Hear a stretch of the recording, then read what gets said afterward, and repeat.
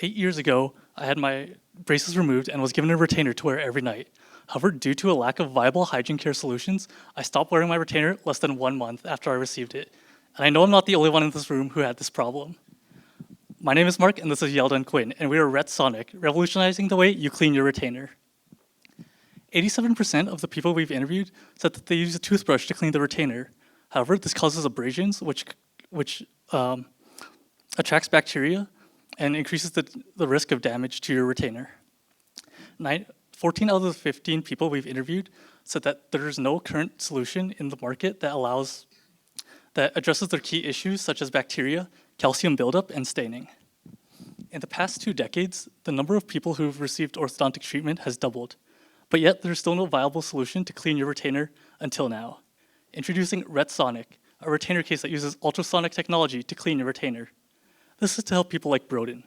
Broden is a 14-year-old hockey player who recently had his braces removed, but is unable to take care of his retainer. His mom, Carol, is a dental assistant, and she's able to afford Broden's braces and is willing to pay for any amount of money to help Broden save time in cleaning his retainer. Our case is unique as it incorporates ultrasonic technology in order to provide a convenient, effective, and deep cleaning solution. The competitors in the market today are ineffective. Retainer tablets cause discoloration.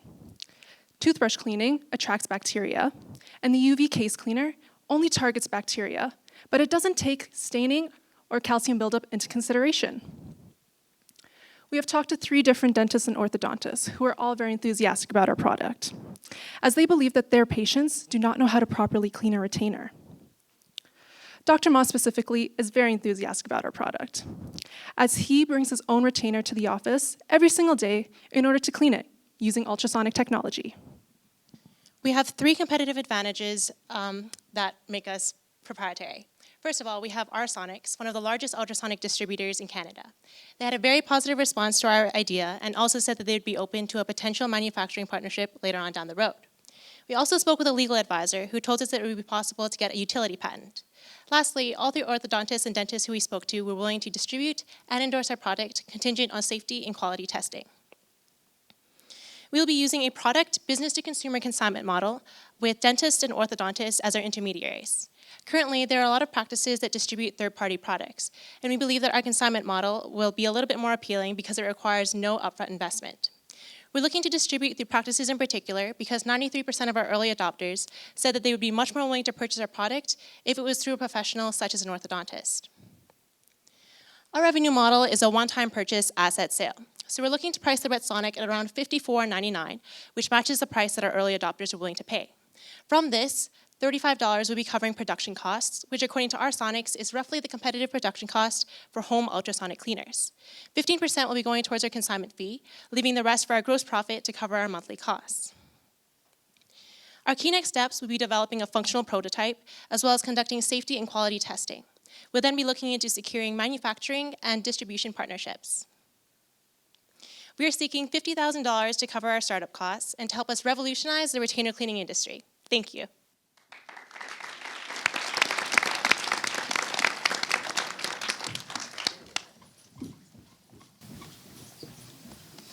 We would now like to open the floor to any questions. When you look at the orthodontic market for retainers and all of that, so I have a 15-year-old son who just got his braces off, but instead of giving him a retainer, they gave him an Invisalign type of thing. So every 2 weeks, he throws that one out and gets a new one that he can be bad with hygiene on. Is that a growing market? And replacing the permanent retainers? Have you looked at how that market is changing? Unfortunately, we're not too familiar with the Invisalign product that you're speaking of. However, again, if it's the same plastic covering, that would probably also benefit from this machine, since it would also require like general hygiene upkeep. Did you look at the adjacent markets?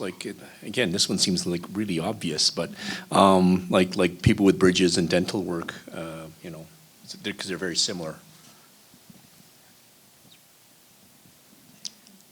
Yeah, that's definitely, we actually looked into dentures as well, since again, it kind of covers like the same shape. However, right now, we're just focusing on the retainer, like orthodontics business, just because that seems like a very ideal and defined market. Right. But then there literally is nothing in the dentures market that's ultrasonic cleaning? No, so right now, the common method of cleaning dentures is you typically with a dissolvable pill. So they would put it into like a glass, and again, this is similar to how the people would clean retainers.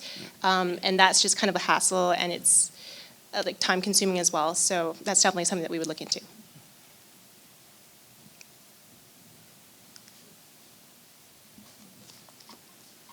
I'll ask another question on the 15% consignment fee seems rather low. Is that, how did you get that number? Yeah, so actually, a lot of the dentists and orthodontists that we spoke to didn't even need a consignment fee. They said that anything that would help their patients, they would be willing to endorse so long as it was tested for safety and quality. So that's why we kind of went with a lower fee, just to kind of make it a little bit more appealing to orthodontists and dentists that we didn't necessarily know personally.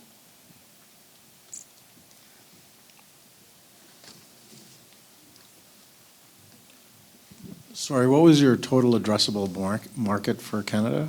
Or is this just for Canada?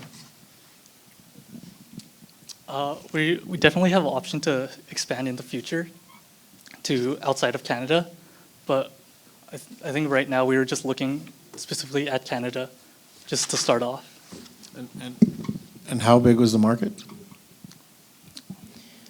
So we conducted most of our research in Calgary alone. Typically, orthodontic practices see about 80 new patients on average a month. From that, we have about 50 offices in Calgary alone, which would make about 4,000 new patients a month. We haven't looked beyond Calgary as of yet, but we would expect to see probably around like 20 or 50% of that market in our first year, optimistically. So more of a comment than a question.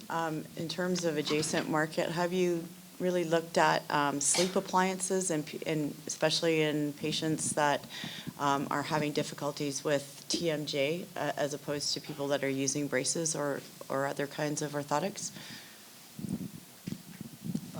No, we haven't looked into that market, but there's definitely something we would be willing to look further into.